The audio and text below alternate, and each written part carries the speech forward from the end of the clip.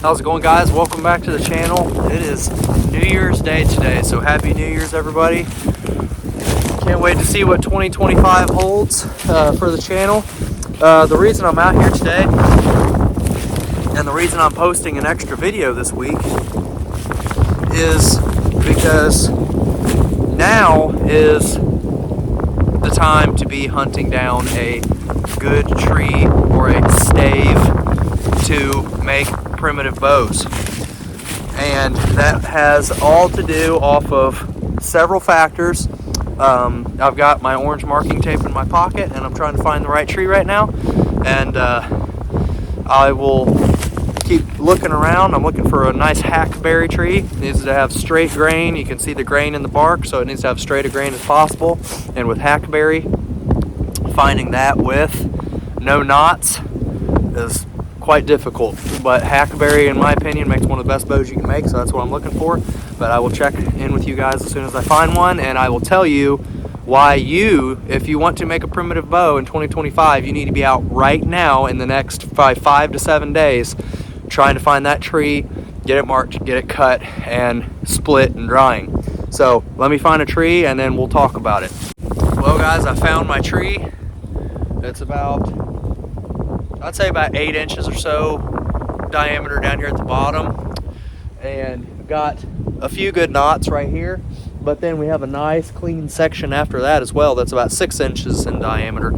A perfect tree for probably getting, I'd say a good half a dozen usable staves out of, that would make 66 to 70 inch staves, which is what I'm looking for. So why am I out here right now when it's cold and windy? Well, it all has to do with the sap flow of the trees. So whenever it comes to sap flow, it's a lot like the tide of the ocean. The only difference with trees is, solstice, like winter. Obviously winter, the sap is going to be down in the roots. It's going to be at its very lowest, right?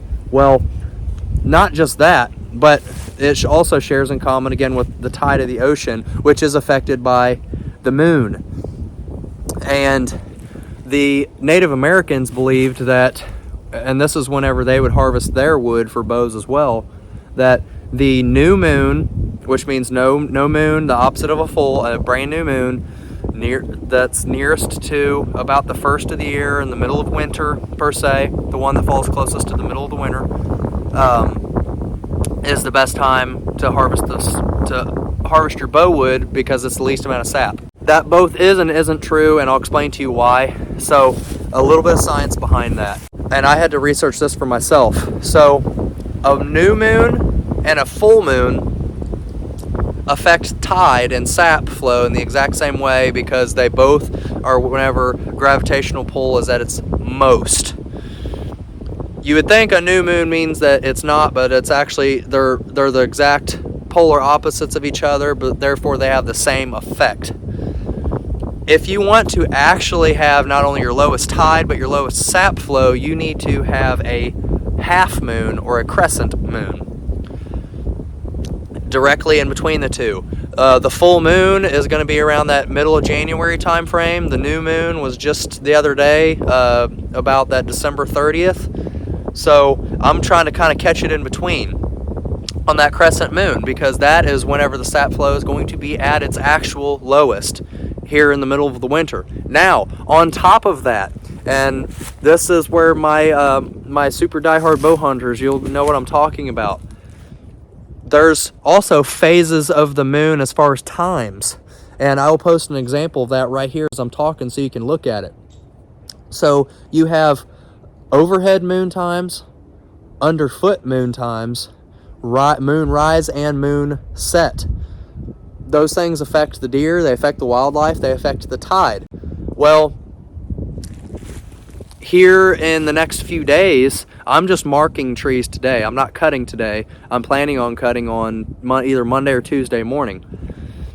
If the moon is overhead, yet again, if there is any sap flow, the moon being overhead and rising means that it's going to be at its highest. even though we're in the middle of winter, even though it's a half moon or a crescent moon, if there's any kind of sap flow, it's going to be doing it while the moon is overhead. So we don't want that. Wait until, if you can line it everything up, wait until the moon is going to be directly underfoot. So the underfoot moon is going to be about Monday and Tuesday. And that's from coast to coast here in the lower 48. So if you guys are wanting to go and cut a good bow stave that you cannot have to wait 2 years to work on it, I can safely tell you that by summer you guys could be making bows that are perfectly functional, won't take any set, and they'll be plenty dry to make an effective bow from. You need to be getting out, marking and cutting your trees and getting them split and in a stable environment to dry and season the rest of the way in the probably in the next 5 to 7 days, or you're going to miss your window. Not saying you can't cut a bow tree some other time and turn out a good bow. You can. I'd say as long as you're doing it during the winter, that's ultimately the most important. But don't wait until summer to get out and cut yourself a bow stave. If you guys want to have a tree that, and I think that there's also something to be said, there's no proof of this, that natural sap flow and a bow being, and a bow stave or a tree being naturally dry due to the environmentals and the sap in the winter and everything, having that tree already dried out most of the way for you, it makes a better bow than one that's has to have all that moisture escape out of it. You're not going to have your stave splitting on the ends, which you could end up losing quite a bit of your stave and not be able to get a long enough bow because it split out on the ends from too much moisture escaping too fast. This is it. This is the best time. So guys, that's all I had for you. Take advantage of this moon phase. Take advantage of the winter. Get out, get those bow staves cut and split and ready to go, so you guys got something to work on this spring and the summer. That's all I had for you guys. So get out, be safe, cutting trees, pay attention to what you're doing, and I'll catch you guys next time.